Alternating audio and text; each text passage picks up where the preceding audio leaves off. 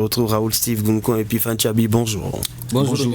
Voilà, on parle de la gestion des déchets au Bénin et on se demande ce matin s'il faut vraiment interdire de façon plus stricte les sachets plastiques ou sensibiliser davantage les populations à la réduction de ces déchets. Mais on sait que si on prend cette mesure au niveau de l'Assemblée nationale, un travail formidable a été fait et il suffirait donc d'appliquer ces tests et lois pour que la lutte contre le sachet plastique où les sachets plastiques puissent devenir une réalité. Mais aujourd'hui, on constate toujours la prolifération de ces sachets qui sont utilisés au quotidien par bon nombre de Béninois, que ce soit pour manger, que ce soit pour faire des achats, et prendre des petits articles. On en raffole et ça traîne dans les rues, ça jonche dans les caniveaux. Eh bien, ça nous pourrit l'environnement tout simplement parce que ça a des impacts sur des années et des milliers d'années, même après usage. Et Raoul Goumkon, vous êtes un ardent défenseur de l'environnement. Cette situation ne semble pas davantage préoccuper les uns et les autres quand on sait aujourd'hui qu'on annonce d'ailleurs une chaleur excessive dans le septentrion, c'est-à-dire que nos comportements dégradent de plus en plus l'environnement. Que faut-il faire réellement? Est-ce qu'il faut miser sur le profit que rapportent ces petits sachets ou il faut vraiment taper du poing sur la table? Oui, je pense qu'il faut taper du poing sur la table et prendre une décision forte. Parce que la loi existe, et vous l'avez rappelé, il y a une loi qui interdit l'utilisation, la production des sachets plastiques. Et le chef de l'État, l'Assemblée nationale a voté cette loi, promulguée par le chef de l'État. Et donc, à ce niveau, on peut déjà dire que les autorités ont joué leur partition. Mais dans l'application, il s'est posé un problème, parce que après le vote de cette loi, on peut observer partout dans les marchés, au niveau des tas d'ordures, dans nos villes, dans les quartiers, ces sachets qui pullulent. Et vous l'avez dit, en dépit de toutes les luttes menées par des ONG dans ce sens et menées par l'État, on constate que les comportements n'ont pas changé. Même dans les quartiers, pour les fêtes, c'est des sachets plastiques. La cassa s'est mis dans des sachets, la pâte s'est mis dans des sachets, et tout ça, lorsque vous allez à des manifestations, et donc c'est dit à quel niveau nous avons atteint dans l'utilisation des sachets, quand bien même, et les experts ont dit que c'est assez dangereux lorsque vous mettez la pâte dans un sachet, de la cassa dans un sachet, tout ça. C'est dangereux. Vous allez même chez certaines femmes qui vendent la cassa, on vous dit ce que je mets dans les feuilles, les gens n'aiment pas, mais c'est ce qu'on met dans les sachets que les gens demandent. Mais ça dit que c'est, vous voyez le niveau qu'on a atteint. Et donc, moi je pense qu'il faut utiliser la méthode forte. Et ça, c'est au niveau des frontières qu'un travail va se faire. Parce que ça quitte quelque part. Vous savez, nous avons des frontières avec le Nigeria. Et le Nigeria produit énormément ces sachets, mais ça vient sur le territoire national et on en vend. Et entre-temps, quand la mesure avait été prise, il y avait eu des contrôles et tout, mais on a relâché. Et donc, de sorte qu'aujourd'hui, plus personne n'en parle et nous sommes retombés dans nos vieilles habitudes, malheureusement. Et tout ceci, le réceptacle, c'est quoi? C'est les sources marines. C'est la mer, c'est les plans d'eau, c'est les cours d'eau. Et donc, des études ont même montré que on a retrouvé des sachets dans l'estomac des poissons. Et donc, si nous en sommes arrivés là, c'est que ça pose véritablement un problème, parce que les poissons, nous en consommons tous. Et donc, nous nous rendons malades en utilisant ça. Dans certains pays, les gens ont trouvé des formules que nous ne sommes pas en train d'expérimenter malheureusement dans notre pays. C'est qu'on peut fabriquer des pavés par exemple avec des sachets plastiques. On peut fabriquer des poteaux électriques avec des sachets. Vous voyez, ça se fait déjà au Nigeria et ça c'est expérimenté là. Mais il faut qu'on en arrive là, si tant est que soit on utilise, mais on essaie donc de récupérer tout ceci et transformer. Non seulement nous ne transformons pas, mais on utilise, mais on ne fait rien malheureusement.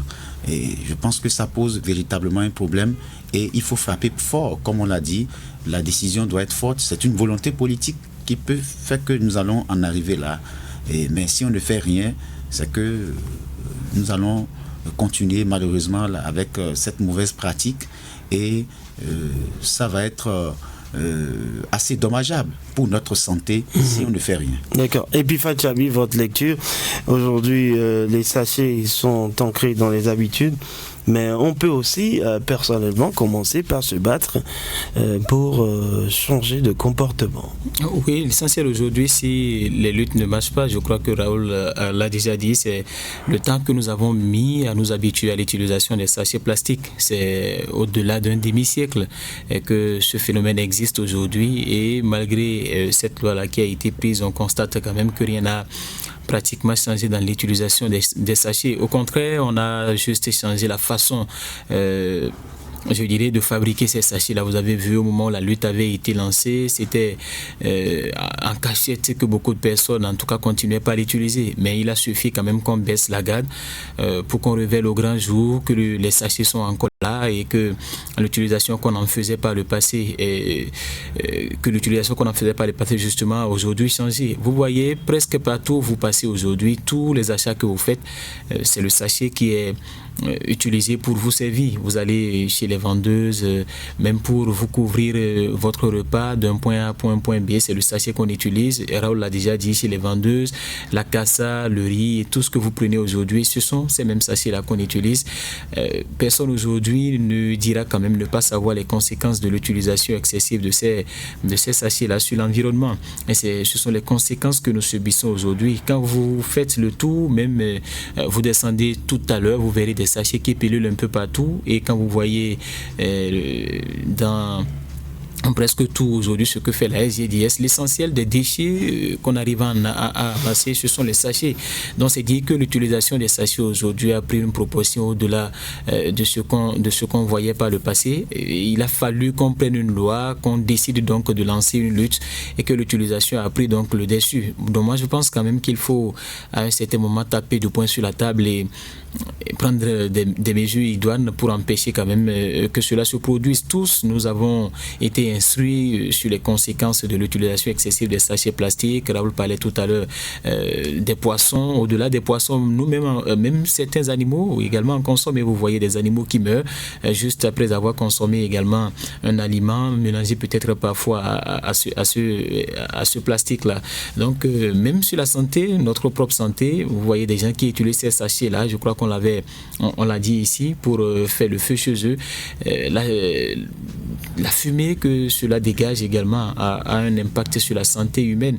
Donc au-delà des animaux, au-delà de l'environnement, nous-mêmes en tant qu'humains, nous subissons donc les conséquences, les répercussions de l'utilisation de ces sachets-là. Et si c'est là le mal beaucoup plus au Bénin.